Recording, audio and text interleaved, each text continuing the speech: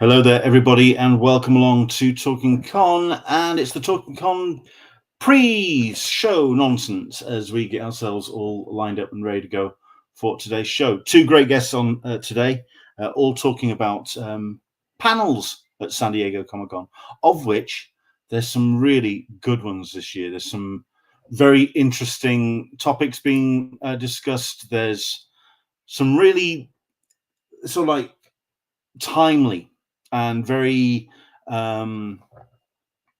relevant panels, which I think are being discussed, and we're going to get into that with our guests today. But as always, if you are watching, please jump in and with any comments, questions, anything that you want to dive into with the chat to the left hand side, right hand side on the old the YouTube. If you are watching on YouTube, jump in on the Q&A. Any questions, anything that you're wanting to discuss about San Diego Comic-Con, anything you want to discuss about any conventions that are coming up, anything that you want to talk about on today's show, please do jump in. We've got Andrew English who's saying hello from London.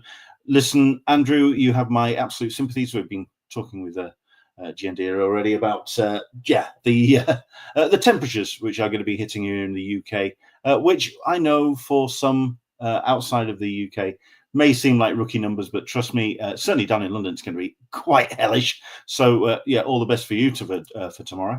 And Chuck Cook, good morning from sunny San Diego. Oh, jealous? Yeah, just a little. I've been seeing some pictures coming out of San Diego of the preparations and the ramp up for Comic-Con. So, yeah, looking forward to it. Bits and pieces to talk about, but if there's anything that you've seen in the Comic-Con news, please do dive in and we'll do our best to cover those on today's show. What else? Two great guests, but we're going to be talking about panels. So if there's any panels that you've spotted that you want us to shine a light on, we'll do our best to do that today. Again, some great panels that I've seen. Also some great rumors about what we're going to see in some of the bigger rooms, especially when it comes to the anniversary stuff, which is very, very cool. So we've got all of that.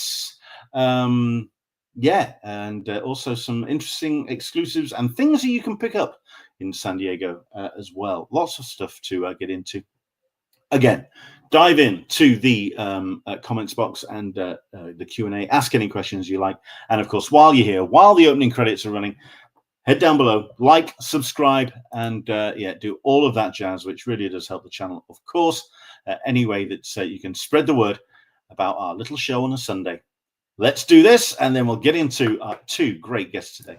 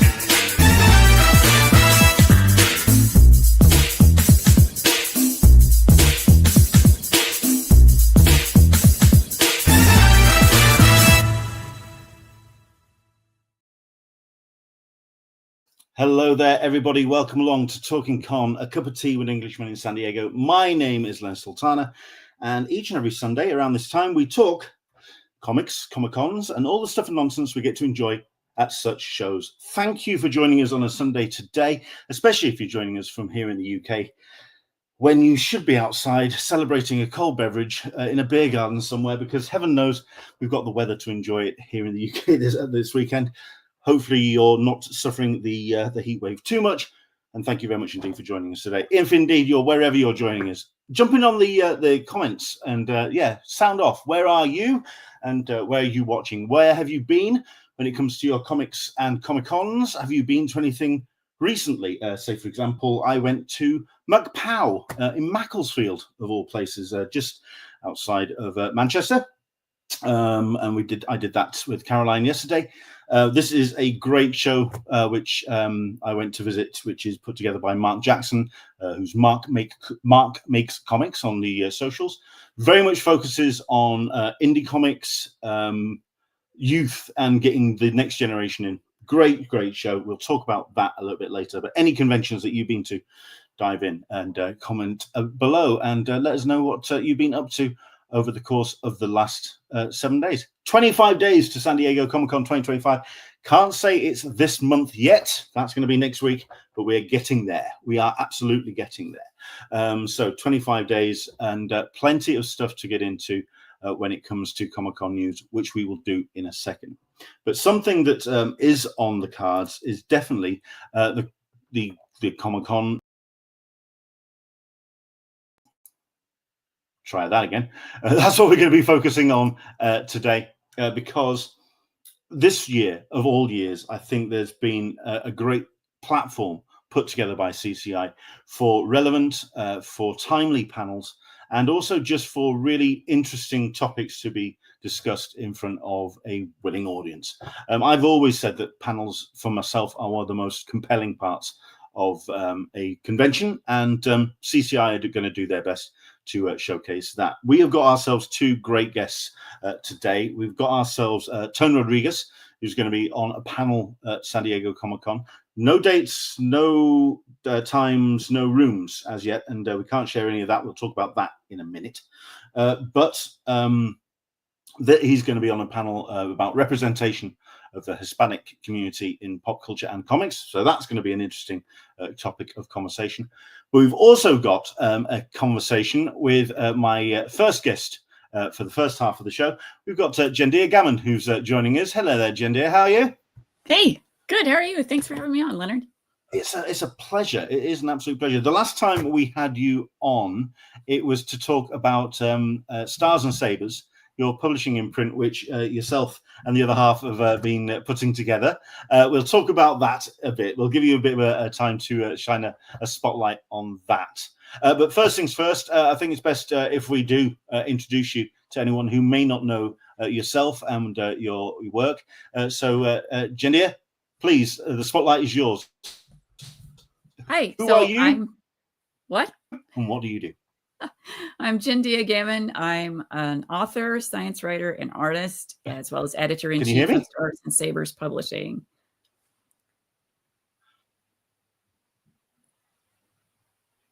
Okay.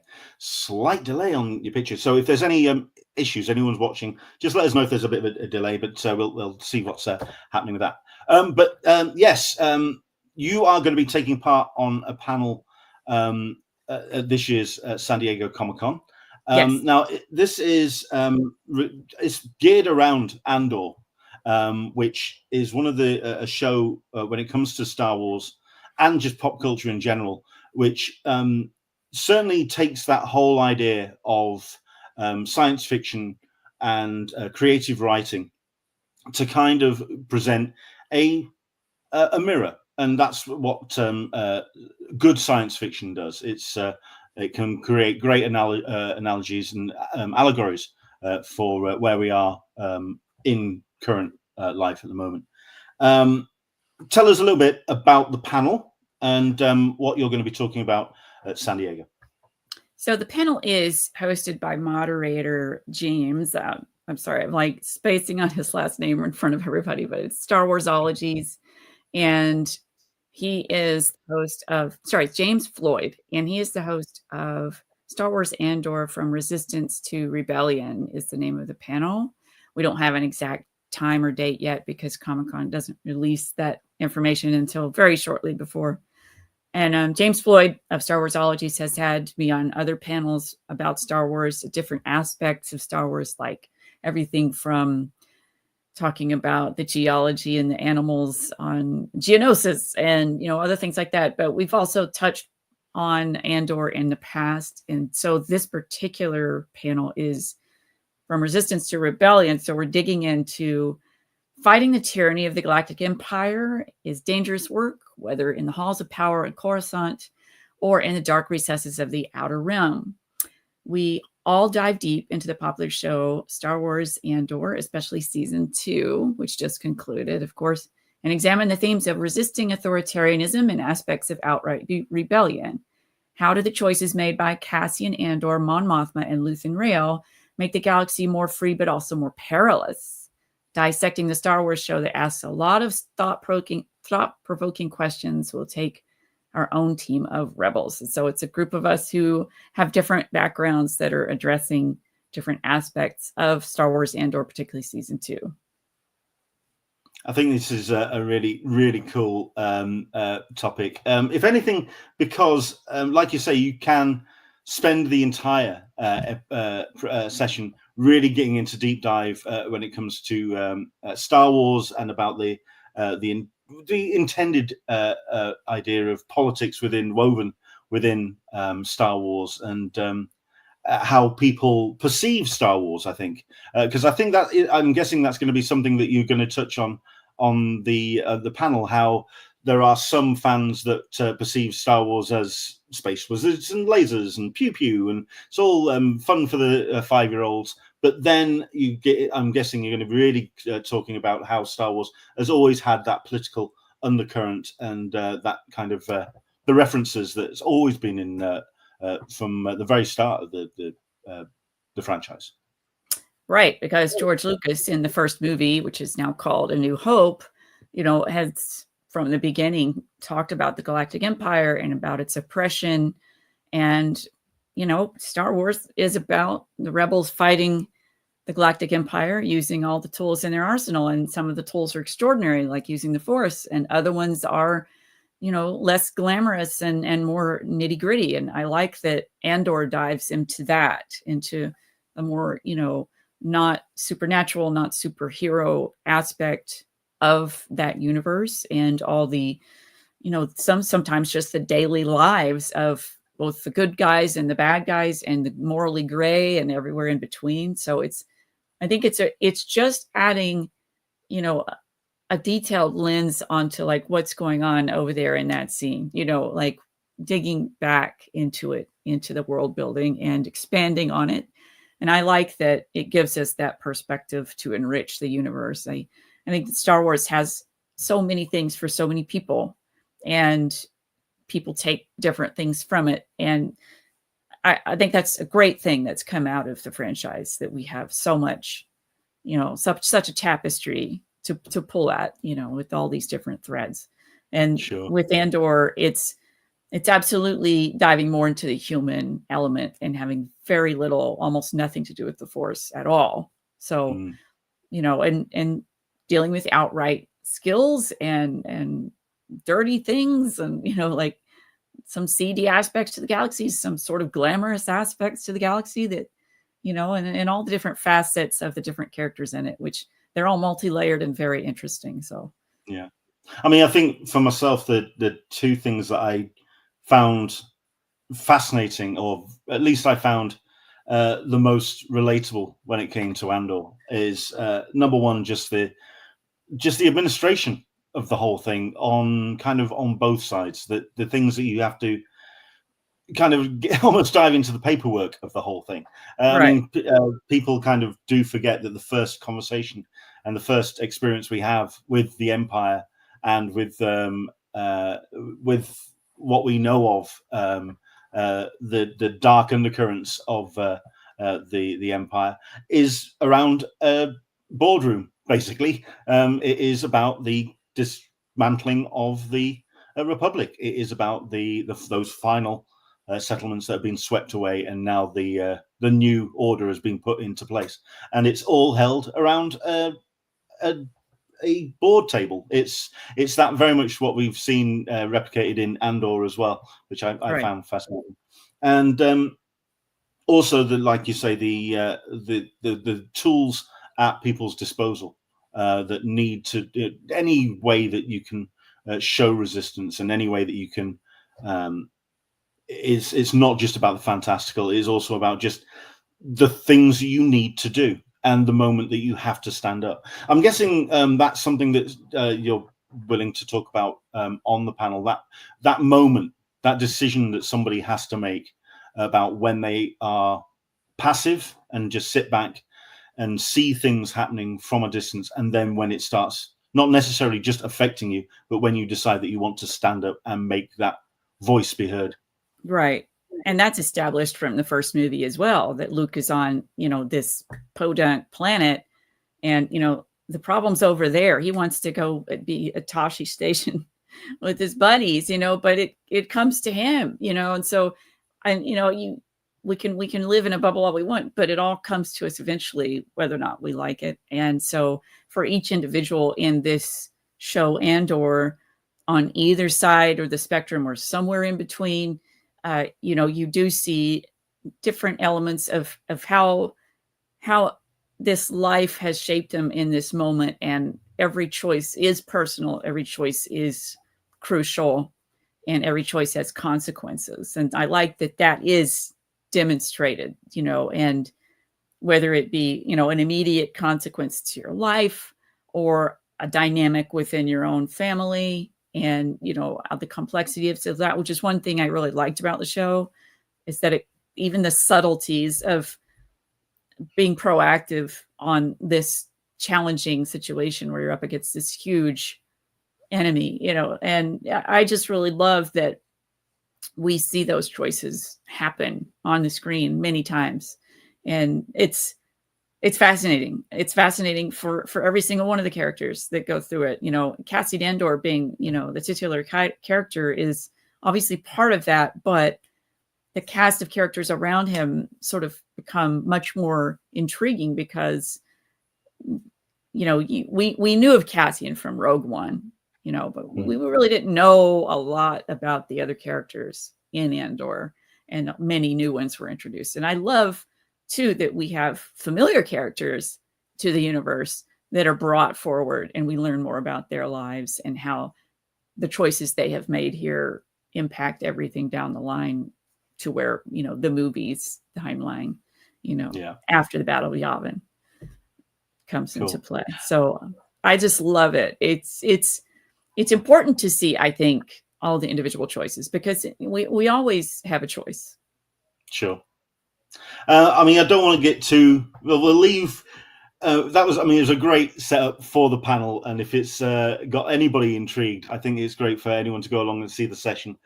We won't talk too much about it, because at the end of the day, I think we've kind of scratched the surface, and now it's for the session to pick up that ball and run with it. So I'll let you enjoy the panel and let everyone go on. So we don't want to talk about it or dive into it too much, because that's what the panel is for. So let's talk about the actual the mechanics of the panel, because that's something that I do want to kind of demystify for those that are wondering how panels are put together at CCI and at San Diego Comic-Con, and also your own involvement in that. Was this a panel that, because obviously you have a deep love for the lore, a deep love for Andor, was it something that you had been talking about on social media and someone reached out to you, or were you actively looking for an Andor-themed panel to take part in? Well, Star Warsologies is a great podcast, and I've been on there before. And so I knew some of the panelists in a lot of ways. We're getting the band back together, because I have been on multiple panels with them over several years' time, and including a Star Wars Celebration when it was here in Southern California. And so it's a really interesting group of people in which, you choose a sci-fi writer like me, a psychologist, some scientists, other speculative fiction folks, and we all kind of come at different angles approaching this lore. And in this case, I was invited back, since we had all talked before about different aspects of Star Wars. And I'm just delighted, because it is relevant. And then the show really did take off more in season 2. And so it was really well timed. And obviously San Diego Comic-Con felt the same and approved it pretty quickly. So it doesn't always happen. Panels get pitched out. We were pitching another panel completely unrelated to this that sadly didn't get approved. So it's the luck of the draw, really, when you make panel pitches. You just never know who's going to make what decision, and you hope for the best. So I could have been on at least 3, but only one of them was approved. Yeah. When it comes to pitching a panel, how much do you try to, if not game the CCI mentality and try kind of pitch them a softball so they'll go, oh no, we'll hit that one, or how much do you feel that you have to kind of really kind of tease the CCI mentality when it comes to pitching a panel? Well, just for clarification, James is the one who pitched the panel, and Sure. we are part of that. Now, I have pitched panels to other conventions. I will be at Midsummer Scream, for example. I pitched a panel to them, and they've got me on. So I think the mentality when you pitch a panel to a convention, just generally, you need a really strong hook. You need to really sell yourself. You need to, picture it as an ad, like this is what you're about. This is why it's important. This is why this should happen. And, bounce it off of other people to get feedback, or those are my pieces of advice, but always come in with a really strong hook and something that makes it irresistible, that the programming would be less than if it didn't have it on there, So you're adding a richness and an experience to the con. Sure. When was this panel pitched? Because I don't think many people understand the timeline of how and certainly when CCI are putting their programming together. I mean, when did you submit the panel, or when did the gentleman, when did they submit the panel, and when did they find out that it had been accepted? It was months ago. I believe it was early spring. I don't remember exactly when. And then it was, I think, approved for sure about a month ago. So it takes a while. And, like I said, he pitched another thing and it wasn't approved. And so that's just the way it is, and you just never know. But I was very excited that this one went through, especially because at the same time, ANDOR season 2 is wrapping up. So it felt like, like even though we had already pitched it before everybody kind of blew up over season 2 and the ending of the season, it was just really good timing. I think that everybody knew, like, this is a hot topic and we want this as part of the con. So it was just, a couple of months, I suppose. Yeah. I've always pictured CCI having these massive whiteboards with a lot of post-it notes and just kind of really kind of doing their best to get the best variety of panels, and just kind of no, okay, so that one can come out, this one go in place, and I always kind of, I know that it's going to be a lot of spreadsheets, but I always kind of picture there's going to be these big whiteboards with lots of post-it notes doing it seems like wizardry to me. I don't have access to how their methods work, so it would be kind of interesting to see what they do.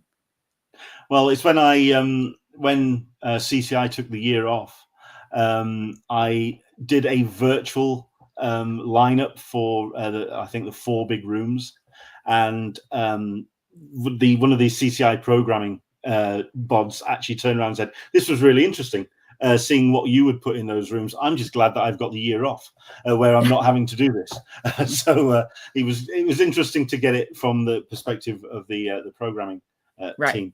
For yourself, when it comes to taking part into a panel, how much preparation do you like to do? Because you're well versed, you know the subject. How much do you like it to be a conversation, and how much with the other panelists that are involved, certainly with this panel, how much kind of forethought is going into the structure of the panel, or is it something that you feel can be a free-form conversation? James is a really good, strong moderator and keeps us on course. And he usually kind of gives us an idea of where he's going to go, and then we, of course, we have, if there's time, we have some questions from the audience too, usually. In this case, for me personally, I like to prepare, even though, yes, I know the lore. I will be rewatching all of ANDOR and probably Rogue One leading up to Comic-Con over the next couple of weeks, just because I like to dot the I's and cross the T's and make sure I've revisited it, because now I've had enough time and distance from season 2 that I can kind of look at season 1, start over with fresh eyes, and see how well they did what they were trying to do from that sort of stepping back from my emotions of it, like looking at it clinically, and then And then just being able to answer any question regarding that, versus my own feelings about it. I like to have detailed thoughts about it. And, the first watching is sort of an emotional experience, but this next watching will just be much more, for lack of a better word, kind of scientific. I'll be seeing how they set it up and if they pulled off everything that they could. And if it really, how much of a success is it in its themes, those kinds of things. But I want to talk about all those choices, and some of the choices I need to revisit because some of season 1, it's been a while since I've seen those. And I want to revisit some of the characters that we may not see again in season 2. And because they're all still part of the story, and even though we may get references to them in season 2, they're just as important, and their influence on the other characters is very important. So. Sure. And we can't get away from the fact that, like we say, it is an analogy to some degree. I mean, where we are in our current political climate, it's going to cause a lot of discussion. I'm guessing that there's going to be a significant portion of the session that's actually going to be for audience participation, because it's a conversation and a series which there's a lot of people that are seeing similarities with real life events right now. How much of the conversation do you feel, and how much of the session do you feel is going to be about that parallel with real life events, certainly with the current administration?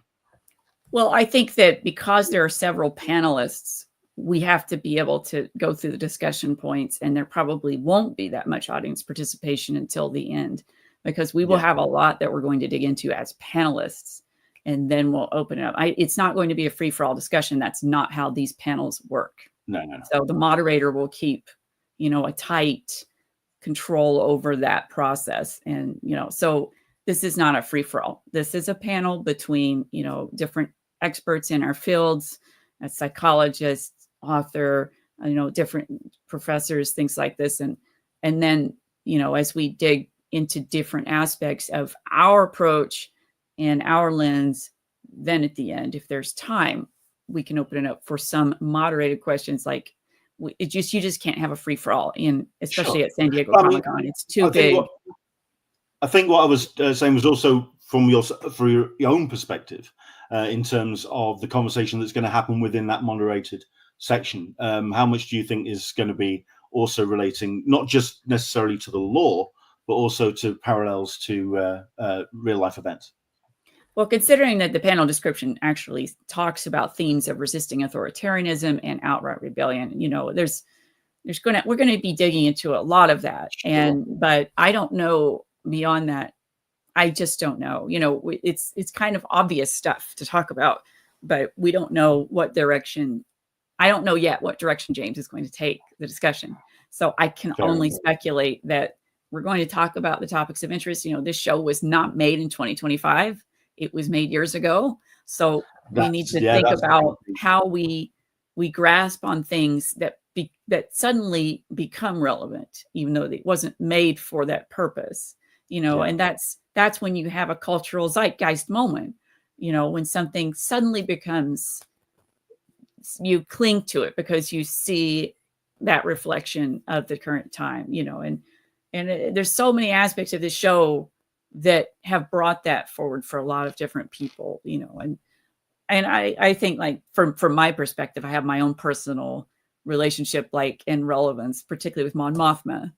So I identified so much with her family dynamic and how poignant that is, and how you're trying to do so many things at once, and you have to kind of let go at some point. Sure. Well, I mean, we've got a couple of comments that have jumping in already. A couple from Chuck Cook, who's talking about James Floyd. Is James Jawa on various social media? Yes, thank you, Chuck. Absolutely. He's such a nice guy, and I just blanked early on. I haven't had enough coffee or tea. Well, I mean, I'm certain James is also going to be absolutely pimping the panel. So please do follow James Jawa, certainly for promotion, and certainly when the date and time of the panel and location I'm certain that's going to be one of the first places you can find that out. And indeed, Chuck jumps in with a comment. I am compelled to use the tools of my enemy to defeat them.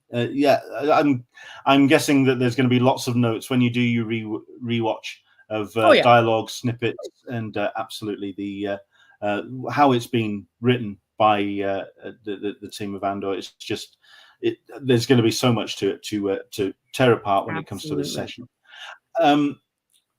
I mean, like I say, we don't want to delve too much into the session because that's what the session is for. And we're going to talk about the date and time when that gets announced. We're going to talk about how the mechanics of those CCI announcements are going to happen. But for yourself and your dance card when it comes to CCI, I can imagine, and San Diego Comic-Con, I can imagine you've got quite a bit going on throughout the course of the weekend. No. If we can talk, I was just going to say, if we could talk about something that's going to be launched in the next couple of weeks, because you have a book beside you. I do have a book.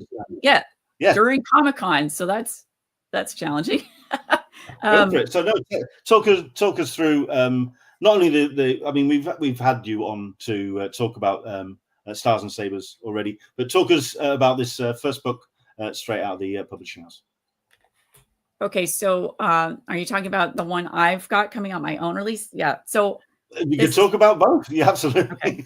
So there's a couple of things coming this month. Stars and Sabers, which I'm the editor-in-chief of, is a cross-genre publisher. And we have multiple anthologies with different themes, but we also have solo author works. And our first one of those publishes very soon by newly minted Bram Stoker Award winner Pedro Iniguez. And his collection, Echoes and Embers, Speculative Stories, is up for pre-order and comes out July 15. It's beautiful. It's wonderful. And I think people will love it. And we also have another anthology coming of Enchantment, Enigma, and the Infinite on August 5. That's our magic-themed anthology. It's gorgeous, purple, and lots of returning authors from the first anthology, but lots of new ones. And then as of July 1, I will be starting our fundraising for the horror anthology of Dread, Decay, and Doom, which has an absolutely stacked roster. And I can't tell you who all is part of it yet, but I just got a story from somebody that I was like, oh, so that one's going to be amazing. They're all amazing. Then we have more solo author works coming through the summer and up until early 2027. We're kind of scheduled out between solo works and anthology works. I also have an Oz anthology next year and a romantasy one and a grimdark one. And we have many more planned, spy thriller. So it's all happening. And then my own work, not related to my press, but my own published work. I have a book coming out July 25 called To Wonder and Starshine. And it's up for pre-order ebook right now. And later this week, the paperback will be up for pre-order. That's publishing via Trepidatio, which is an imprint of Journal Stone. And To Wonder and Starshine is a collection of science fiction and fantasy stories by me that are by turns charming, whimsical. Some of them are on Earth, some are in space, some are in fairyland. And, you know, it's a really beautiful book, To Wonder and Starshine. Take a look at it. I just did the cover reveal the other day, and I'm very excited about that. And that's my third of 4 books out this year. So big year for me. 4 next year too. So it's busy. I mean, people talk. Well, I'd like to remind people a lot that San Diego Comic-Con is, at the end of the day, it's a trade convention. So it's a lot of place where you can do the work and spread the word and really network and let people know about the bits and pieces that you've got going on. You've got a lot to talk about. So I can imagine you're going to be pinballing around the convention center quite a lot. Is there somewhere that you like to find? I'm only there for one day. No? Oh, right. You're just there for the day. Just for the panel. Yep. Oh, wow. Okay. Well, what I was going to ask was, is there anywhere that you like to find yourself, a corner of the convention that you like to go? Yeah, that's it. It's the only panel I'm on. So, and I can't afford lodging, and, you know, so I have to go down from LA for the day and come back the same day. So. Oh, well, okay. Fair enough. That question's a little bit moot. Okay, fair enough. If you are at a convention, if you do go to say somewhere, with San Diego Comic Con, where you've got all those different corners and crevices to go and explore. Where are you usually found? Are you found in small press? Are you found in the artist alley? Where do you usually like to go and hide yourself? I mean, most of the time I've been at Comic-Con, it's been for panels. And so I've been to the panel and I've left, essentially. Like one time I was a guest and I explored, over a period of it. That was when I lived in San Diego and it didn't cost a lot of money just to get there. And so I was able to explore more. And now that I don't live in San Diego, I just don't do that. I can't afford it. It's just the way it is. So it's the lodging, right? Because they'll give you a pass if you're a panelist for the whole con, but can't afford it. But when I go, like, I've had a lot of fun exploring Artist Alley. I really like going to other panels, because a lot of my friends are in the comic book industry and I like supporting them by being there for them, for their panels. And so I'm hopeful too that some overseas friends like Paul Cornell, that I hope to meet up with him the day that I'm there, because I don't get to see him otherwise, and so it's really special to meet up with friends who are international or from other parts of the US that I haven't seen in person either in a long time or even ever. So I'm going to pack a lot into my one day there. Fair enough. Fair enough. Well, I appreciate that you're a busy bee. Plenty of stuff on your plate. So, I'll let you get off and enjoy the rest of your Sunday at the very least. Thank you so much indeed for coming on. I really appreciate. Thank you for having me. Shining a spotlight on this panel. And also the other bits that you've got coming out. I mean, like I say, I'm a massive fan of what you're planning. Stars and Sabers. And lots of things coming from yourself and Gareth. Really looking forward to this first book of Shadows, Stars and Sabers coming shortly. So very much looking forward to this. Oh, there we go. It's the background focus. Oh, there you go. There it is. But that's on its way. It's imminent. So yeah, looking forward to getting a copy of that when it drops. Yeah, I know that you're very active on, say, Instagram or certainly Threads and Blue Sky. Where would you say is the best place for people to find out the latest things coming out of yourself and also Stars and Sabers? Where's the best place to head? Well, I do have a website, JENDIAGAMMON.com. If you want to put that up there, I have everything connected there on my social media. I also have a newsletter on Ghost, and I send out once or twice a week updates there. My Patreon is where I kind of get more intimate, and that's linked on my website as well.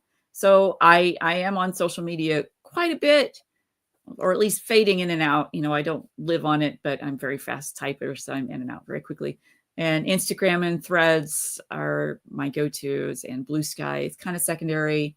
But I'm also on LinkedIn. I'm on LinkedIn, and I'm on Mastodon, Facebook to a lesser extent, and yeah. So, and I have a YouTube channel here myself. So everything's linked on my site, JENDIAGAMMON.com, and come find me. Well, in that case, if I hide this, that's how you spell the name. Do go check out JENDIA's output, because you won't be disappointed. Fantastic writer and a fantastic guest. Thank you very much indeed for coming on. Really appreciate your time. And thank you to everybody who's here. Excellent stuff. And as soon as we get more information about the panel, of course, we'll spread the word and let everybody know about it's going to be great. From Andor, from Resistance to Rebellion, featuring JENDIA GAMMON and more. So thank you so much indeed for coming on. Enjoy the rest of your Sunday. You too. Take care. Take care. How cool is that? Yes, it's if anything, because of the timeliness of the panel, and for the various ways that you can really approach it, either from literally the lore of the panel, of the topic, but also just of the way that it relates to real world events. I think it's going to be a really interesting session. I mean, Jack B has just jumped in. I think this is more of a question, not necessarily just for JENDIA, but also just generally. Does Andor set a new level expectation for future Disney shows and movies, be the focus on past or present time? I genuinely think that the quality of Andor has come from the showrunner, and also the fact that he's a very good director and a very good writer himself. I actually wasn't too sure about his participation in Andor, purely because he was not a Star Wars fan. But that's kind of lent to this particular series and to Andor. But I genuinely believe that there is space in this universe, in Star Wars, for all types of stories, with one exception. I'll talk about that in a second. But I mean, everything from Acolyte to Skeleton Crew to Obi-Wan to Andor. There's so many different shades that you can fill in, including the good and the bad. I know that people are not necessarily keen on the Acolyte, but I believe that there is a space for that type of measured storytelling. However well it landed with the main Star Wars fandom, I believe that there's space for so like a Scotty Young version of Star Wars, or a little baby version of Star Wars, my first Han and Luke kind of thing. I think there's space across the spectrum for all types of Star Wars stories. Andor just happens to deal with some really timely subject matter, which I think really kind of gets a lot of spotlight in that regard. I mean, the only thing that I don't feel that it necessarily leans to, someone turned around and said on social media about when are we eventually going to get an R-rated Star Wars? I just don't think it leans to that. That it's not. I think Andor is as far down that spectrum as you're possibly going to get, and anything further than that, I think it doesn't lean to the law. For myself, that's me. I mean, what do you think? Do you think there's space for an R-rated, full-throttle, full-blooded Star Wars? Who knows? So there we go. Jack B is turning around and saying the Red website really is the best place to see everything coming out. So yeah, thank you very much indeed for jumping in. What's going on here? We've got ourselves Michael P. Andor is so good, and also talking about the panel application that usually opens just after WonderCon. Understandable, because at the end of the day they've got that to get sorted, and once that's done, then they can really start working on the programming for San Diego Comic-Con. Once again, if you do want to follow about this particular panel, James Floyd is James Jawa on various social media. What else have we got? Michael P is also talking about what he's up to. Good morning, all. Fan Expo Denver next weekend. Yeah, what other panels and what other cons have you got coming up? Andrew English is reminding us that next weekend is London Film and Comic-Con. There may be the opportunity for myself and Caroline to go down to that. So looking forward to possibly bumping into the likes of Mel Gibson, who's going to be at London Film and Comic-Con. That's happening next weekend. I will let you know on my social media about that. Do follow me at Englishman SDCC. But I may be heading down to the Big Smoke to that there London as of next week. Let's have a look at this. Chuck is also talking about the various different platforms. Ghost is a newsletter platform like Substack and less problematic. I'm finding LinkedIn turning into a little bit of a nightmare hellscape, to be honest, full of AI. I mean, at the end of the day, your CEOs and your tech bros and those middle management that live on LinkedIn, they love AI. They love the idea of less workforce and more output from their employees. So LinkedIn's a little bit hard work at the moment, but there we go. Let's have a look at this. Solicitor Smeg, I don't think it's law.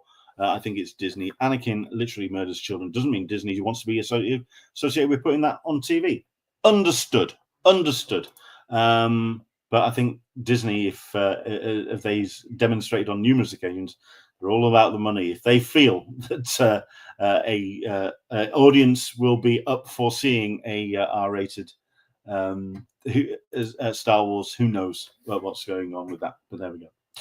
So thank you very much indeed to JENDIA for jumping on. She disappeared the second that she jumped out of the chat, so she's got stuff to do. So no, do follow her socials for what she's got coming up. We were going to be joined by Tone Rodriguez, who is on a panel which is going to be about Hispanic representation in comics and pop culture. A number of Hispanic creators that have been invited to take part in this panel. Waiting on Tone joining us. But in the meantime, let's also cover some other bits and pieces that is out at the moment. Of course, don't forget about when it comes to panels and when we can find out about things that are happening with the panels. That all gets announced, and I know that there's several people on social media that have been asking when are we going to find out about panels and when that's going to be putting details and dates and whatever. That is, of course, I mean, we've got 25 days to San Diego Comic-Con 2025, but we find out about the panels just before then. Of course, we have ourselves 2 weeks, which we're going to get prior. And in years gone by, and we have no reason to see why that's not going to happen this time around, we're going to find out about the days and the times and the locations of panels and programming the 2 weeks prior to each of the days. So, for example, the details for Thursday the 24th is going to get announced on Thursday the 10th of July. And it usually gets announced first thing as well. So usually around the sort of like 9:30, 10 o'clock on Pacific time. It gets dropped in the morning, and we have a whole day to talk about the panels that are going to be taking part in those days. Thursday for Thursday, Friday the 25th for the 11th of July, Saturday 26th for the 12th of July, and Sunday 27th for the 13th of July. I am hoping to be doing a live breakdown of the panels, looking into the headliners, certainly the bigger rooms, and also those dark horses, those panels that may just slide underneath the radar. But those are the dates that you're going to be looking for. 2 weeks prior to San Diego Comic-Con is going to be when that happens. So looking forward to that. Right, we've got a gentleman who's waiting in the background, so I think I'm going to bring him straight on, which is Mr. Tone Rodriguez. Hello there, sir. How are you? Hey, how are you? Fine, thank you. Where do we find you? You seem to be in a. You're in your studio. Where are we finding you? I'm at my friend's shop in El Dorado, Arkansas, and I'm trying to find a spot to talk to you. So I'm trying to make my way to the back room, so I can be. Hey, is the back room on or open? I have it all shut down, but I can. Can I go back there? I'm sorry, I forgot. Yeah. Okay. Look at this place is amazing. I mean, to be honest, we can hear you, we can see you, we're seeing some great artwork in the background. So I'm more than happy to wherever you find yourself. This place is amazing. Like I said, it's a huge shop. I'm in the gaming section over here. They've got everything on the other side, and then now I'm going into what they refer to as the speakeasy, where they only let select members in and friends of those members, and I'm one of their friends. And they're turning it all on, and I'm going to be able to be back here all by my lonesome, so that I can chat with you guys and not be disturbed. The fact that you Gabe, walked I'm through so sorry. a telephone booth where you can do the whole Superman thing. Oh, you don't have to turn any of that on as long as I got a signal and stuff. This is Gabe, by the way. He is the proprietor. How do you say that? Proprietor. There you go.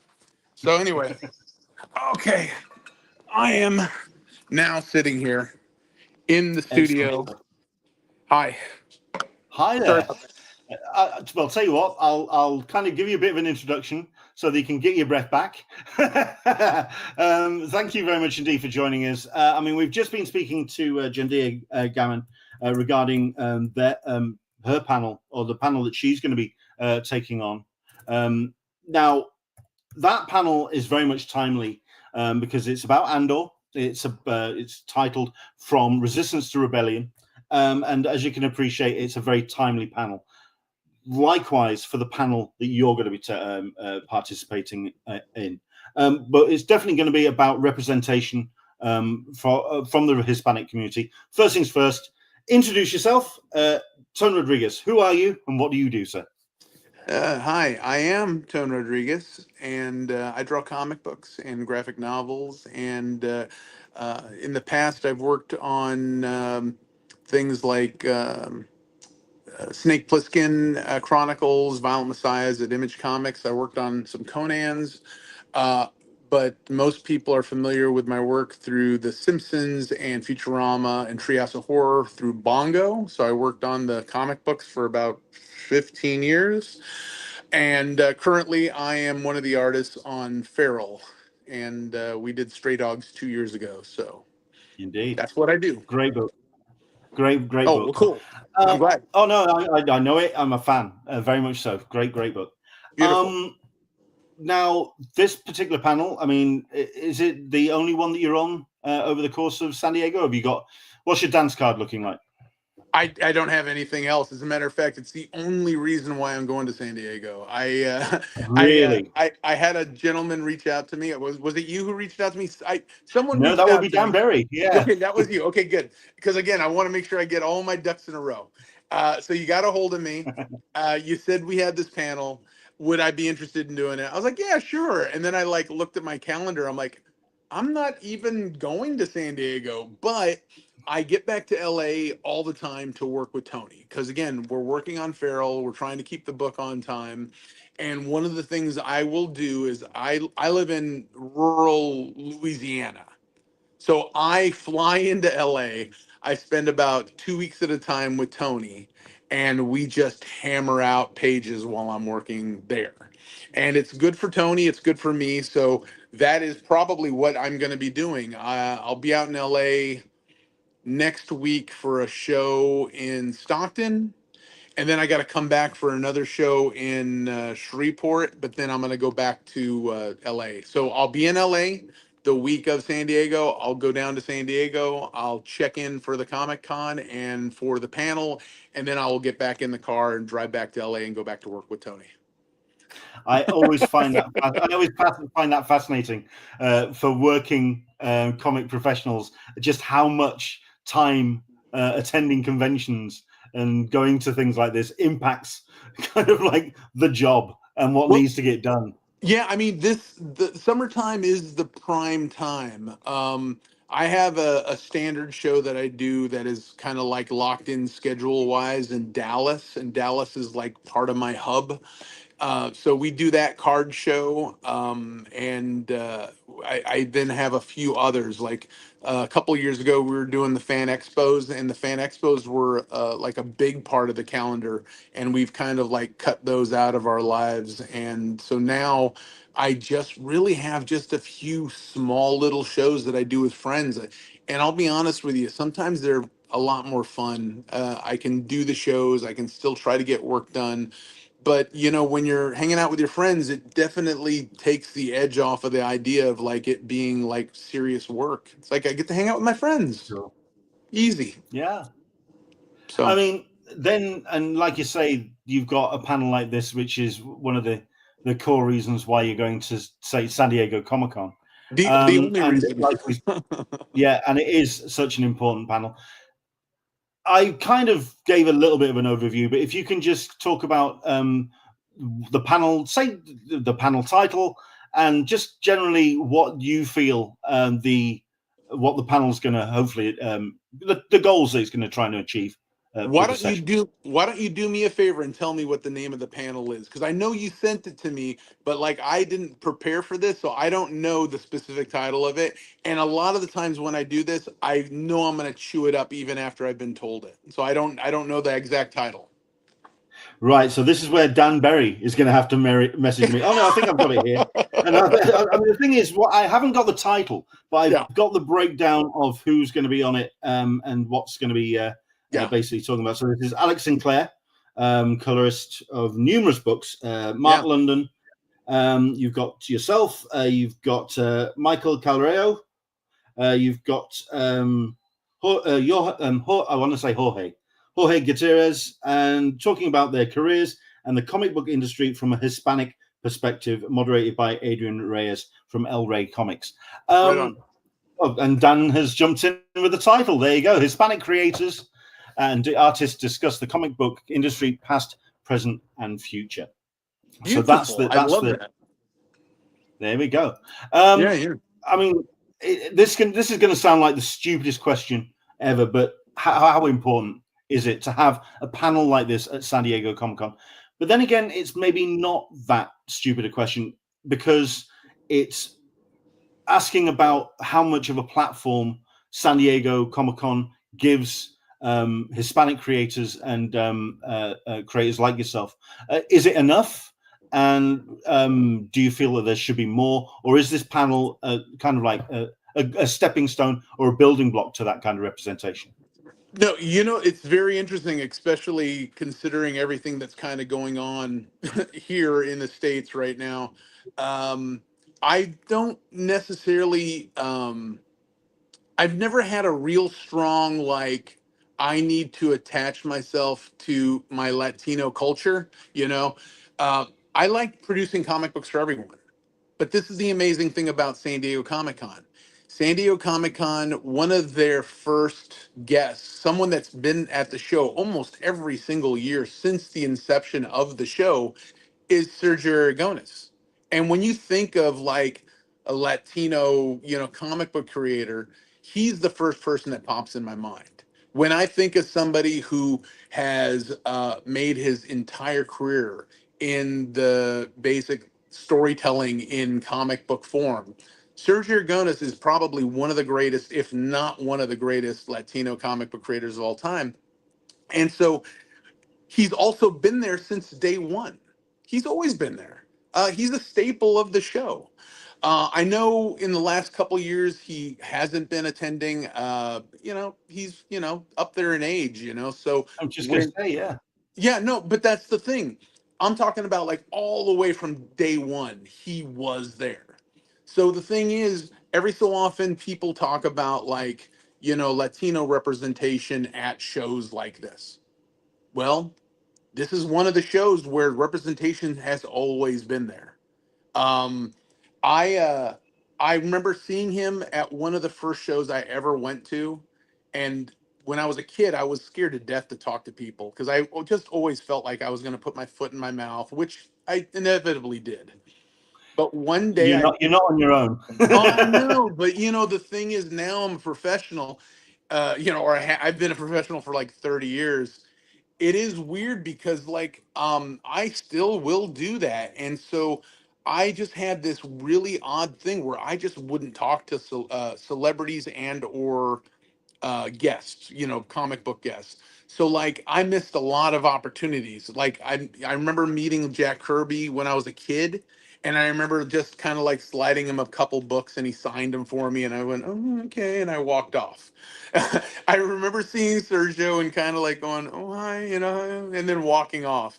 So the thing is, I missed a lot of opportunities to like talk to some of these people that I held in high regards, but it really was for fear of me saying something that was going to make them go, man, look at this bozo. He's just like everyone else. Get out of here, monkey.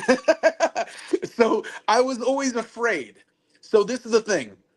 When it came to Sergio, I used to see Sergio every month in LA. We had a comic book group that got together that, he founded as well with Mark Evanier and like Jack Kirby and stuff. So I would go to these meetings and I would see him, and it got to the point where when I'd see Sergio, he would like stop everything. Hey, Tony, how you doing? He'd give me a hug, and I'm like, holy cow! Like, I was scared to death to talk to this guy, and now he's giving me a hug, like just because I'm walking in the room.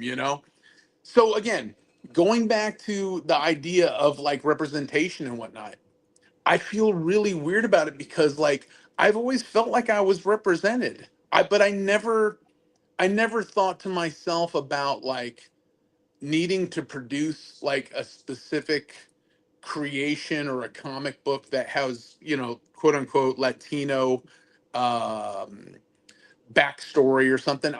I just wanted to do comic books for everybody, and that's kind of what I've done.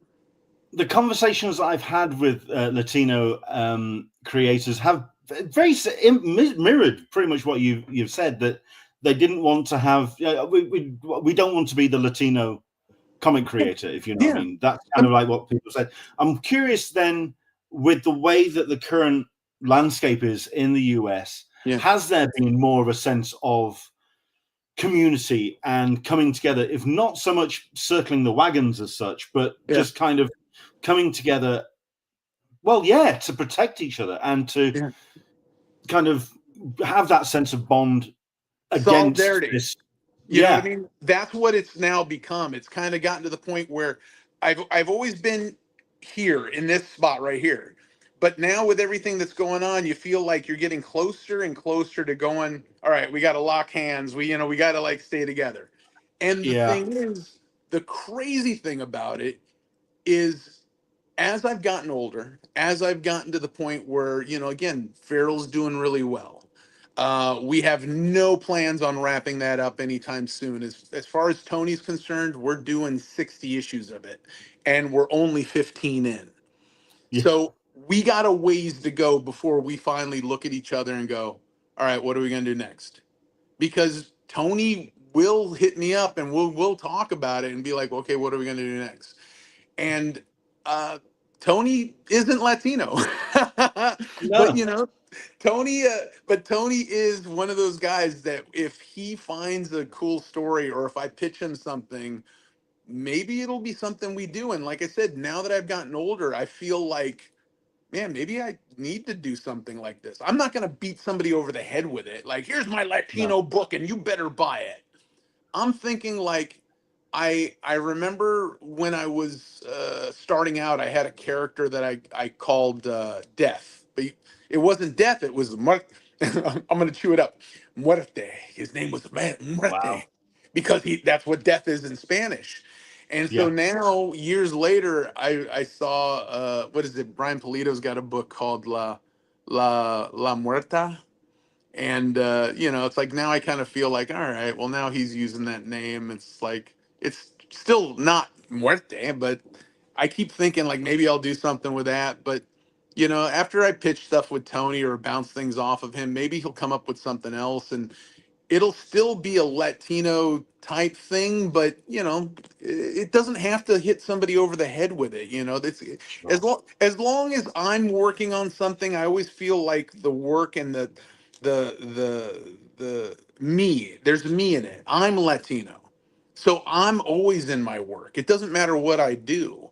And I do think it's interesting that some people want to put content out and like really like hammer things over the head.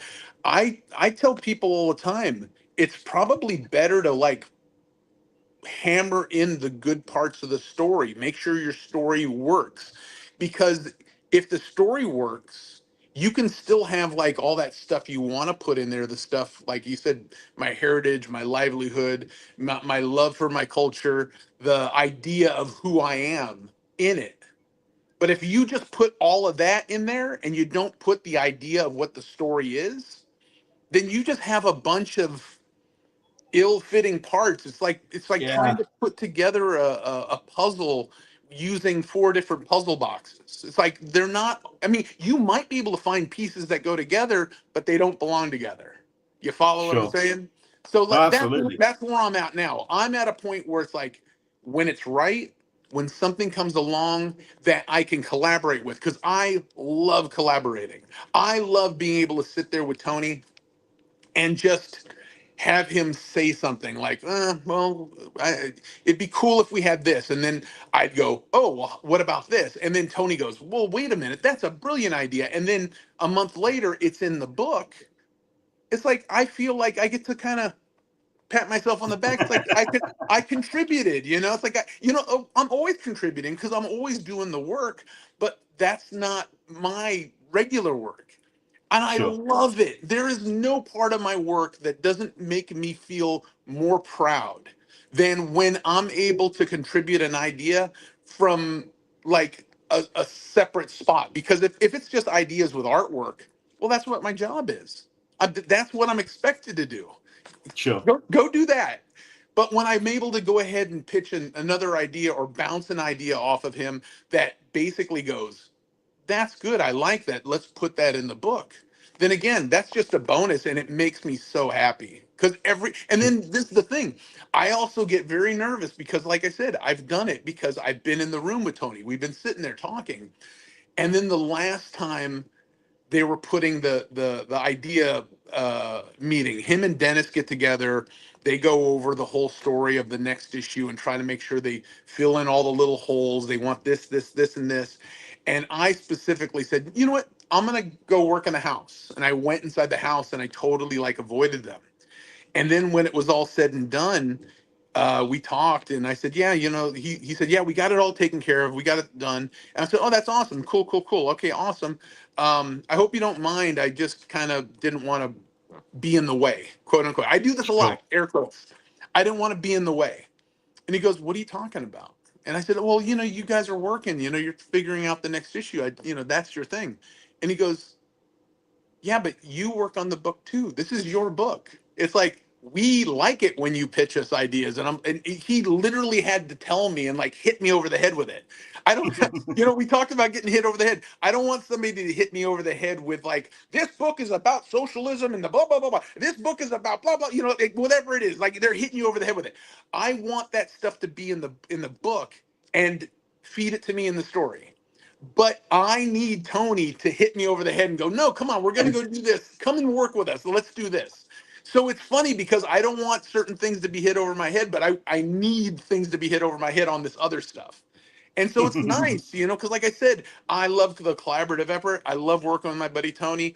And who knows, man, I keep thinking of things. And then, like I said, if something is good enough where Tony goes, okay, that's something I think we can do, then maybe the next one will have something to do with it. I don't know. I have no idea.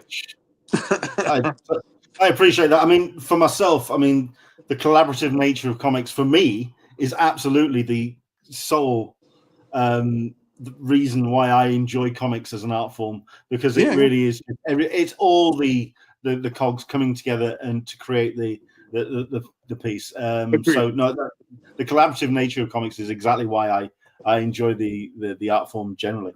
Oh no, go.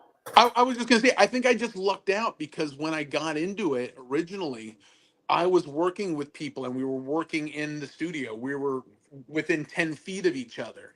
And even when before I got into comic books, I was working in like props. I was doing like movie props and stuff. And we worked in a big giant warehouse where everybody had little cubicles, but we were all like within 20, 30 feet of each other. And it was really cool because you could see what other people are doing. They're looking over your shoulder, you know, they're kind of seeing, hey, what do you got going on? Wait, what are you doing over here? And then when you have somebody that is just as talented, or, because it happens, people that are more talented than you are, you only have the tools in this wheel. Well, you know, this is what I do. And then they walk over and say, oh, well, you should try this or try this. Oh, wait a minute, I got something. And then they run back to their cubicle and they bring something over. So I've always been around people that want to make whatever we're doing better. And nothing is more real and productive, and when it's done and the staples are in it and it's at the comic book shop, nothing is more like awesome than when I see something that like all these guys came together and we all did something, you know.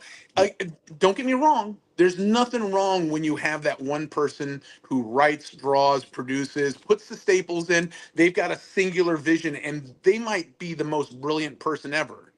But I do like the idea because when you're creating stuff and you're doing it yourself, you're in the bubble, which means sometimes little things fall to the side because you know what's happening. And if you can't show that to somebody else and go, here, this is the thing I want to do, take a look at it. If you don't have those people to bounce ideas off of, some of those ideas don't make it across because you're working in the bubble. You know everything. So you sometimes realize that I should have made this more obvious, or I should have done this and made this more, you know, a bigger thing. And if you're working in the bubble, you don't always see it. So yeah, collaboration is key for me. Absolutely.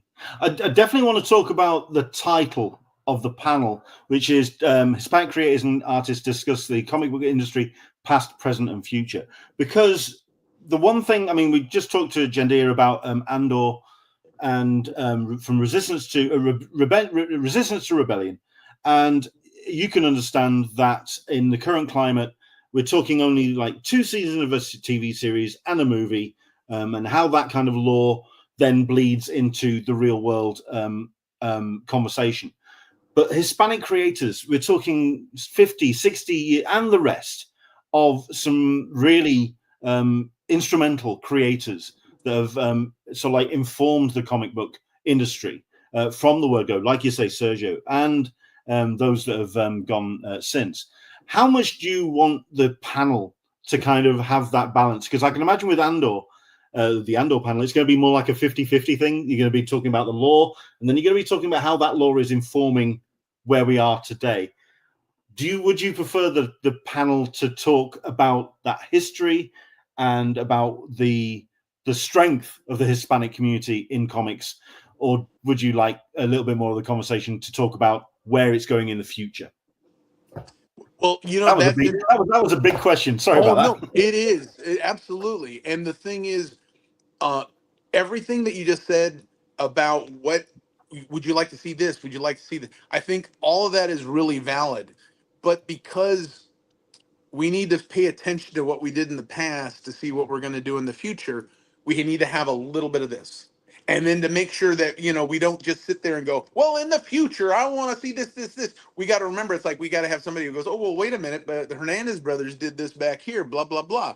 So the thing is, I love the idea of like focusing on the future, but if we don't pay any attention to the stuff in the past, we're doomed to repeat. And respect to that past, yeah. Absolutely, without a doubt. You know, the funny thing is, when it comes to stuff like this, it's like, I think a lot about my old man. My old man was definitely a proud, like, Chicano man. And again, it's very interesting now because we have all these terms that people use. When I was growing up, I wasn't Latino, I was Chicano. I was Mexican, but born in the United States. I was second generation. Both of my parents were born in the United States. So we weren't quote unquote Mexican, but we were Mexican. But sure, at some point, this Chicano thing kind of became the thing. And it's like Cheech and Chong, you know, it's like Chong was, or Cheech was, you know, Chicano. And then like Freddie Prinze Sr. was Chicano. And then you start seeing it out there. And then the culture around us, my dad's friends and whatnot, they were carrying that. So like right now, we've got this Latinx thing going around, and I'm doing my best. I'm telling you right now, I do my best to make sure, I try to make sure I get all the right terms that people want to be addressed at. I'm getting so much better to making sure that if somebody wants to be identified as a they or their, I'm there. I'm there for them. I want that. But I also have to remind people, I'm old. I'm 56 years old. I do not ever want to make it sound like, well, I'm old, so I'm just going to stick to my guns and I'm going to do what I like because that's the way I like it. No. I do not want to become a dinosaur. I tell people all the time, I've seen my friends who got into comic books before I got into comic books, and they were proud. I work on paper and I'm a dinosaur. I'm going to do my comic book on paper. Lo and behold, I started seeing them having a harder and harder time finding work. It's like, dude, you got to start doing this stuff digitally because that's where everyone's going. So now on Feral, almost everything is digital. It's like I very rarely actually work on real paper. And it pains me because that part of me that wants to be like old school, the dinosaur, I want paper. I want my original artwork. I like having it in my portfolio because it's mine. If somebody wants to buy it down the road, that's great, but it's mine. This is something I did. We've now done 15 issues of Feral, and I don't have any pages, and I just keep looking back on. I was like, oh, I guess I got to delete this file because I need to make more room on my iPad.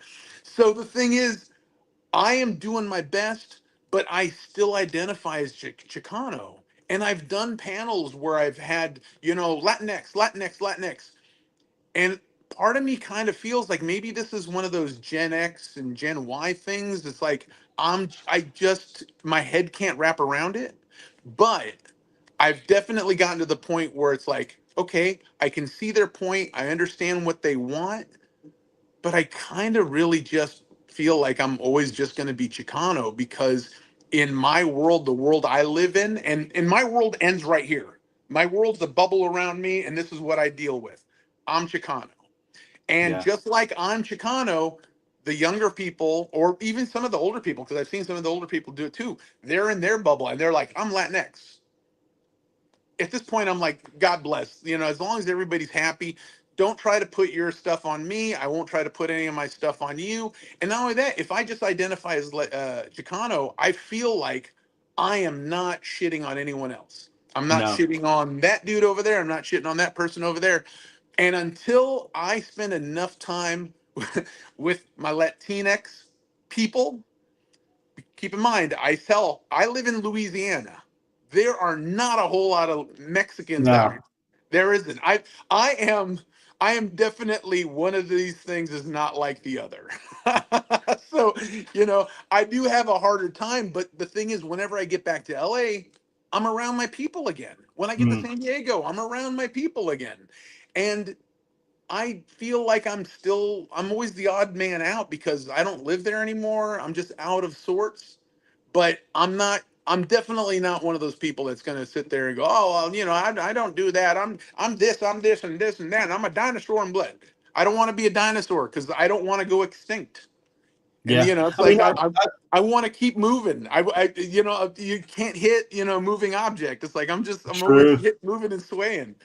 True. I mean, I can absolutely imagine that one of the big words that's going to be used a lot during this session, the Hispanic creators and artists discuss the comic book industry, past, present, future.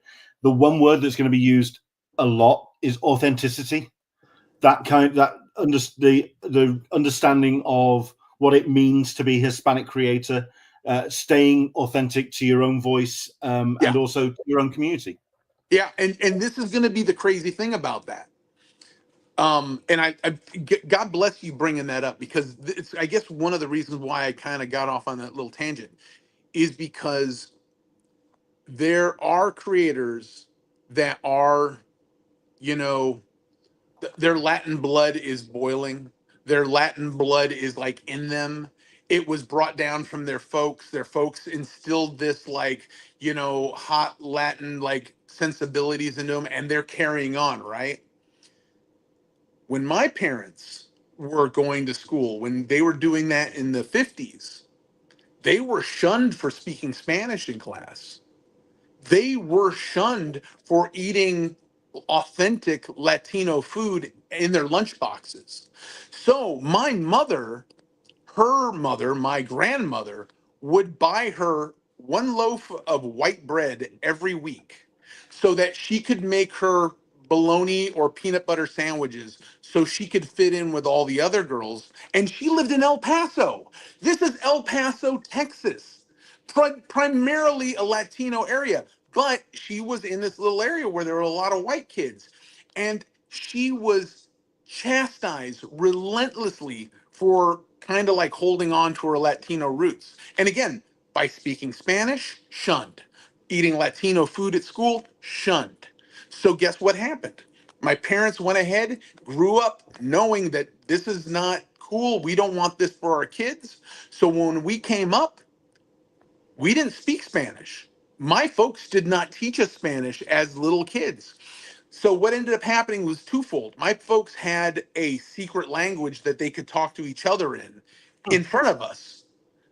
But then all of a sudden, by the time, I don't know, 1980 something came around, ESL became a big deal. And English as a second language was a huge thing. If we could have been part of that first group of kids that not only spoke English and Spanish, I guarantee you my life probably would have been a lot easier. So this idea of like being authentic and being real is personalized, because I've had a lot of Latino guys come to me and like, and when I say guys, I don't mean guys, I just mean Latino comic book creators or Latinx comic book creators come up to me and kind of like almost look me down because I don't speak Spanish. Well, that doesn't make me any less Latino. It's like, look, that's awesome that you've got it. I went to school. I took Spanish in school, failed miserably. I got a fail in Spanish. My last name's Rodriguez. What the fuck? I'm sorry, I'm just reminded of the missus. At the end of the day, she's Welsh. She didn't know a word. Yeah. And the thing is, there are certain people that have a hard time with it, and then there's other people that don't care. They don't mind it.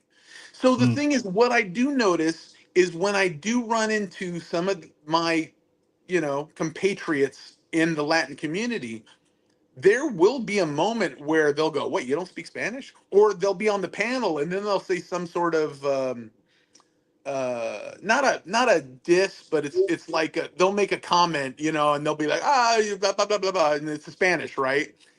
I understand some of those because I do pick up Spanish here and there. I just can't speak it fluently and effectively. So the thing is, every so often something like that'll come up, and they'll realize that I don't know what they're talking about. And then I immediately kind of get the side eye, like, "Oh, you don't Wow. like, yeah, you don't speak Spanish?" It's like, "No, I don't." And again, it would have been great because every time I would see Sergio, we'd start talking and he would start talking to me in Spanish. And I said, "Sergio, it's like, I don't speak Spanish. I'm sorry." He says, "You should learn. You should learn." And absolutely, I should have learned. But when you're not in it and you're not around it, it makes it very difficult for that to stick. Sure. So I need to just remind people that authenticness that you're talking about and that authenticity of like being true Latino, speaking the language isn't what it is, because I don't know it, and I still identify as Latino. It does not have a thing on me where it's like, okay, you have 5 strikes, here they are, boom, boom, boom. Oh, you can't speak Spanish? Well, you got 5 strikes, you only got 2 of them, you can't be Latino. It's like, look, I am Latino. It just Yeah. sucks that I don't have this, you know? So, yeah, being authentic is true, but being authentic I think to it's when I said authentic, it's more authentic to your own voice. That's what I was just gonna say. You have to be authentic to yourself. And the thing is, because there's so many of us, we all have different roads we traveled. We all have different paths that we've taken. So my truth and my authenticity is different than that person. But this is the great thing. I had a brother, I have a sister, both of them, their truth was exactly like mine. Unfortunately, my brother's gone. I don't see my sister very often. And so the thing is, I did like the idea that whenever I needed to defend this thing that we didn't speak Spanish as kids, I could always turn to my brother and he'd have my back. It's like, "Yeah, man, it's like, it was just a thing." It's like and he learned a little bit of Spanish. He got better at it than I did. It's like it just never took. But yeah, it's like I Okay. think one of the thing is, because of the temperament of how things are going right now, how things are going along, how people find it very easy to go ahead and kind of give you that side eye. It's not really a very good reason to do Yeah. it. And not only that, it's like, okay, so what? Now you think you're better than me? It's like, all right, whatever. It's like, I don't care. If anybody who comes along who ever thinks they're better than me because No. they can do this or they can do that, I'm like, I'll applaud it. I get really hyped up when people like can do things I can't do. It's like, you're not gonna make me feel like shit because I can't do something. You know, I applaud them. God, good for them. Did we freeze? Yeah. Oh, we did freeze. I Yeah. lost you. I did freeze. I froze a little, but I heard you. I was hearing. I I just was want to make hearing. sure you were good. Um, I didn't want to lose you. No. This is good. This is good stuff. I mean, there's certainly a question that I want to talk and ask us in a second.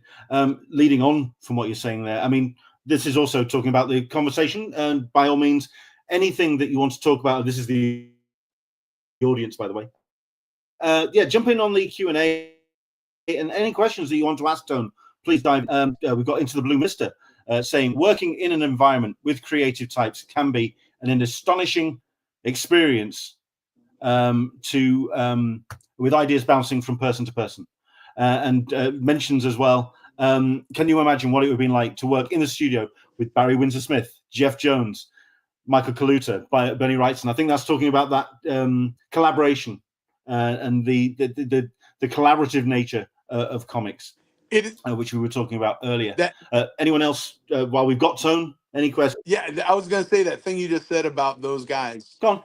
Those guys were like quite possibly the most creative people when you got the four of them together. You know, it's like it's tough to sit there and go, yeah, you know, wouldn't it be cool to be like part of this?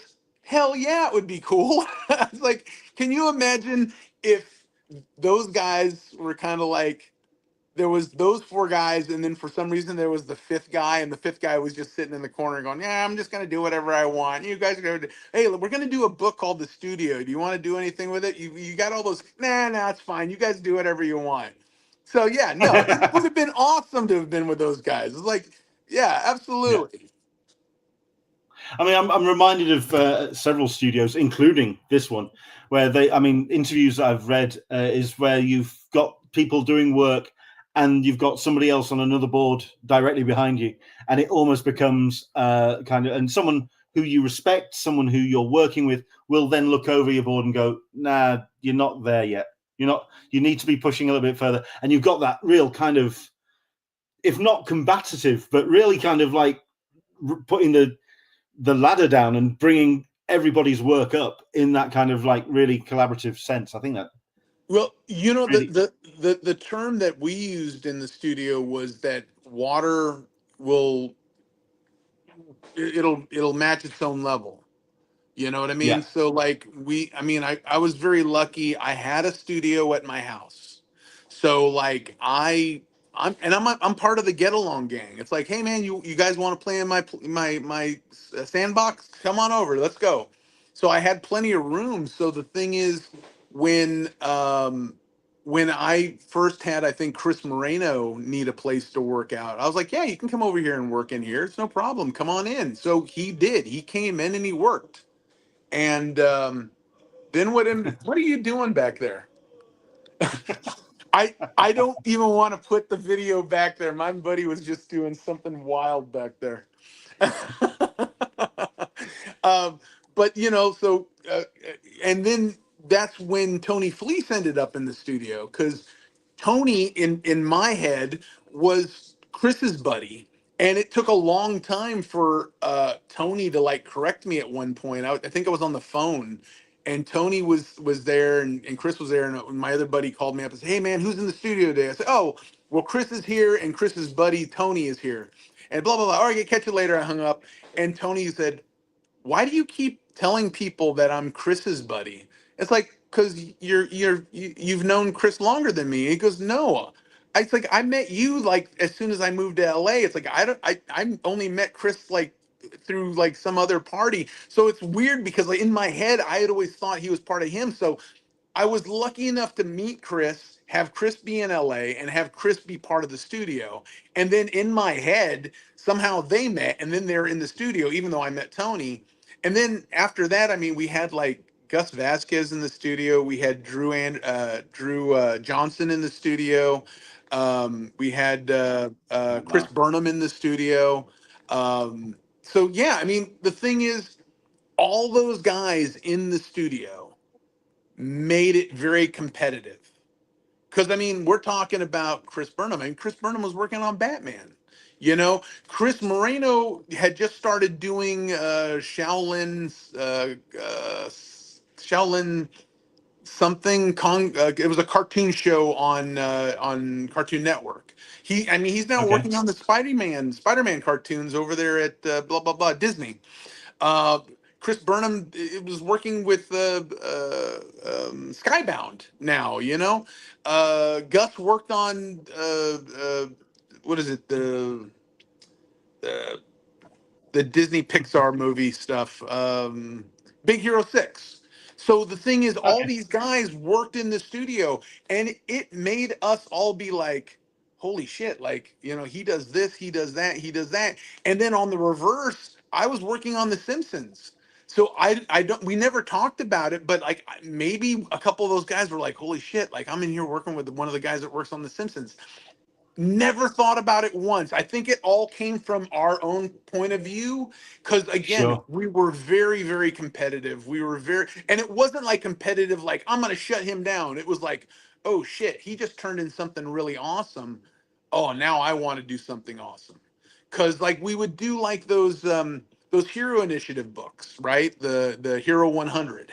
And because we were Sure. really good friends with Jim McLaughlin and had been involved with that book since like the first one, um, uh, Jim would come over and drop off a book for me. And then I'd be like, hey, man, what about Chris? You know, and so Chris ended up started doing them. And then Tony started doing them. And I'm assuming Burnham did some. So all of a sudden, those books would come in and we'd start working on them. And you'd be watching what Chris did and you'd watch what Tony did. And you'd be like, holy cow, it's like, man, it's like, I got to really like kick this up in a second gear. And I'll give you a very good example of how we kicked it up in the second gear. And I cheated a lot. I would always get the book and I'd put it off to the side a little bit and I'd wait for them to start.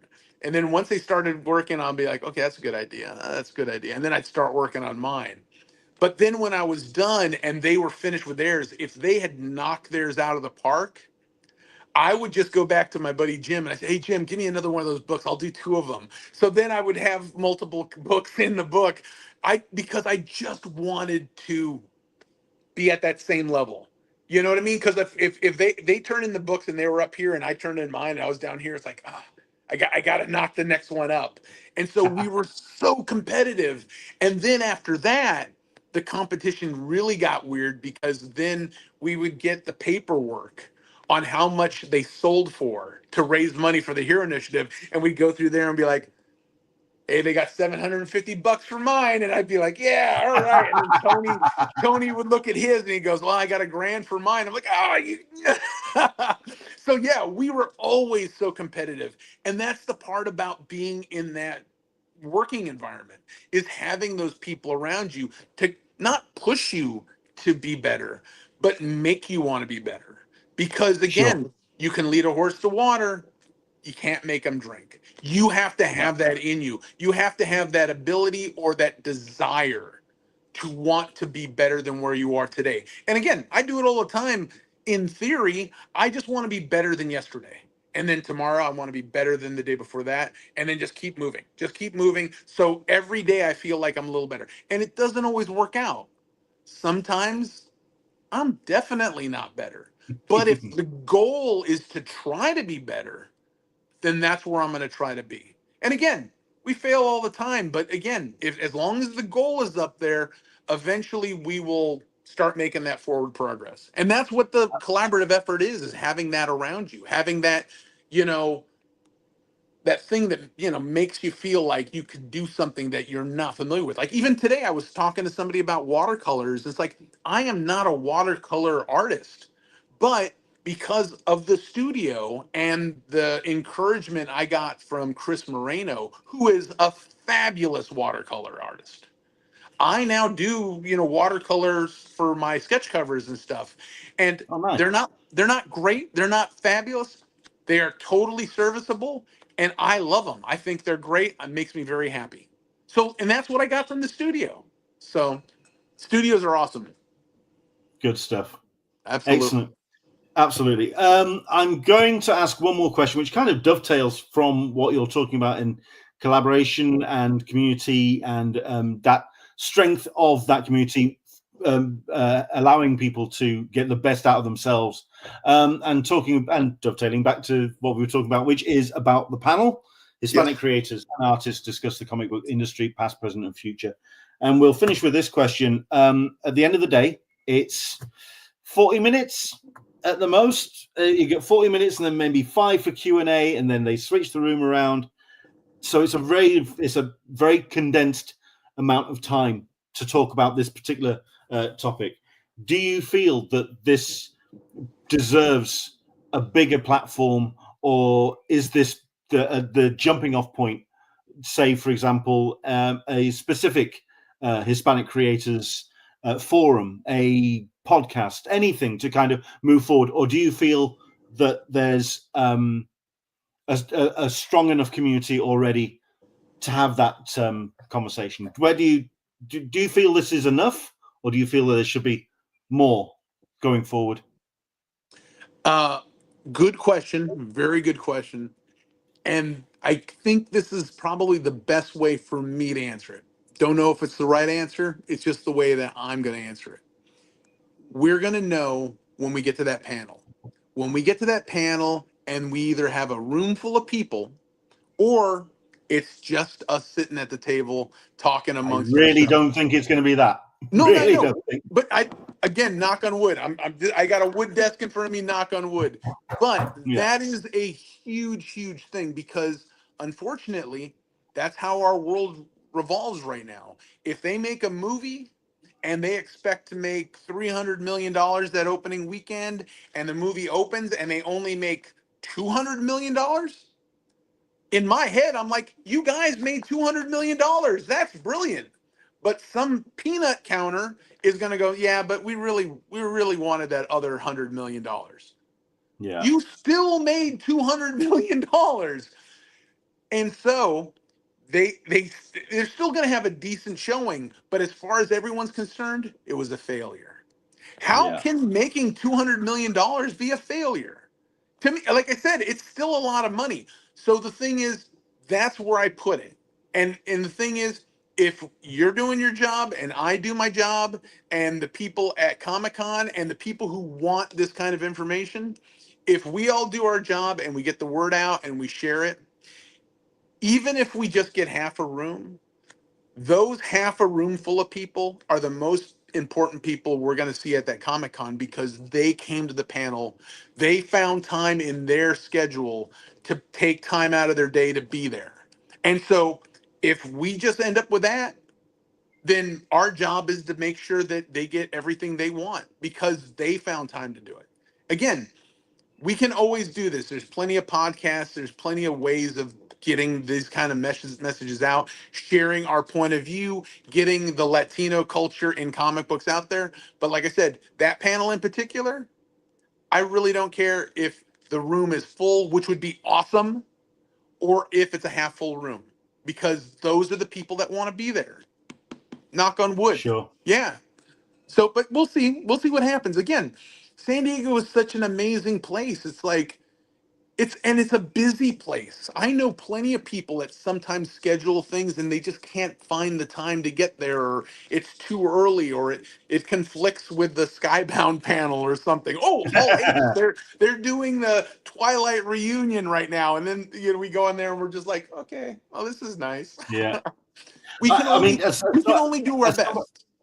Yeah, as somebody who's put himself a couple of panels on myself, and to pay very close attention to any emails coming in about when and where that panel is going to happen. Yeah. And so, like, I mean, certainly for myself, I'm going, I really need the Thursday or a Sunday. Frankly, I really, yeah. So at least then I've got a good shot of getting an audience through the door. I appreciate that. But I genuinely think that this is an important panel. It's timely. And I think that the conversation needs to go beyond the session that's going to happen in San Diego. I really do. Wish you all the very best for the session. Now, obviously, you can't announce anything about it, but yeah, I'm guaranteed you're looking forward to it. And yeah, I want to thank you very much indeed for coming on. And Absolutely. talking to me. I'm sorry I almost missed it. I feel so horrible. I'm at a signing. Like, I'm here at my buddy's comic book shop in Arkansas, and I got your message and I was like, oh no. We'll let you get back to that then, and enjoy the rest of your Sunday. Where is the best place for people to find out about you online? I mean, what you like for your social media? Where can people find out more about what you get up to? Instagram and Facebook is definitely the best place of getting a hold of me. And I think it's very simple. It's either Instagram, Tone Rodriguez 2000, or Facebook, Tone Rodriguez 2000. I really do believe I'm really easy to find, so you should be able to find me. It shouldn't be a hassle. But yeah, I mean, I'm trying to think of any place else. I mean, we got the, what is it, X? I'm at Tone Rodriguez 1, I think, on Well, what X. I was about to say was, I'm hoping that you do a little bit more on Blue Sky or Threads and stay away from the hellscape. You know what? I'll be honest with you. I'm not on there a whole lot, and I do have a Threads, but I don't know what it is. But guess what? this is what I will do. I will make sure I double check all the right places, so when I get to the panel, I'll know exactly where I'm at. Sounds like a plan. Excellent stuff. Awesome. I'm really. I mean, I know this was a panel that was put together by Dan, a good friend of the podcast of ours, and I'm really hoping that, like I say, I think this is an important panel. I hope it gets filmed. I hope it may get out there as a YouTube video, or someone records it. I really would like to get the chance to see this panel and see where it goes from here, and because I believe it is an ongoing conversation, and I think it's an important one to have. So, well, Tony, I appreciate you guys. Thank you very much, and thank you for the time on this. No worries. Enjoy the rest of your Sunday. And I will. You do the same. Yeah. Thank you. Thanks for coming on. I really appreciate it. See you guys later. Bye, guys. How cool. Once again, check out that panel once they get the announcements out for the dates and times of stuff. It is Hispanic creators and artists discuss the comic book industry, past, present, and future. And once again, let's just remind ourselves, there is that timetable when we're going to find out more about the panels. Thursday 24th is when we're going to get the dates and the details for Thursday the 10th. Friday 25th, Friday the 11th. Saturday 26th is when we're going to find out on Saturday the 12th of July. And Sunday 27th, we're going to find out on the 13th. 2 weeks prior, we're going to find out some more information. Dan Berry is saying we do plan to film it. Excellent. So, yeah, I'd love to see what you get up to with that. This has been a long episode. It's an hour 40 in, so I'm going to wrap things up and say thank you very much indeed to everybody for joining us. Thanks to JENDIA. Thanks to Tone for being a great guest as well. The pair of them have got 2 great panels. Do try and join in and see as many of those as you possibly can. I am going to finish on this because I did promise that I was going to kind of share this, because there's lots of stuff that's happening around San Diego Comic-Con over the course of the 2 weeks. There is something that is happening, which has been happening now since 2011, which was the year after I started going out, which is Geeky Hooker, which is a cracking username in the best way. But what Geeky Hooker has been doing is been crocheting characters and leaving them around San Diego Comic-Con. There's a whole bunch of them that the Geeky Hooker does. And these are just little gifts, little things, little surprises that you can find around San Diego. Geeky Hooker, to be fair, is posting a lot on Reddit. If you want to follow at user Geeky Hooker. But there's these little characters that have been put. So you've got Spidey and Spider-Gwen. There's these lovely, brilliant characters and just being scattered around San Diego. I'm going to do my best to really push these over the course of the week. Do follow Englishman SDCC because I'm not going to be in San Diego, but I am going to be online, keeping an eye on what's happening.